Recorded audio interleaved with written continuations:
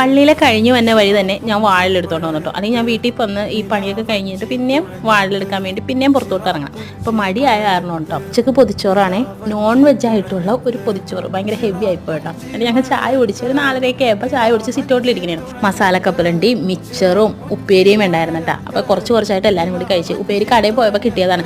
ഓണത്തിൻ്റെ സീസൺ വന്നപ്പോൾ ഈ ഉപ്പേരിയും ശർക്കര വരട്ടിയൊക്കെ വന്നു. അത് കഴിഞ്ഞ് ഞങ്ങൾ ഒരു 6 മണിയായപ്പോഴേക്കാളും ഫോറത്തിൽ ഈ സാധനത്തിൽ ഇരുത്തി കഴിഞ്ഞാൽ പിന്നെ ഓടത്തില്ല കേട്ടോ.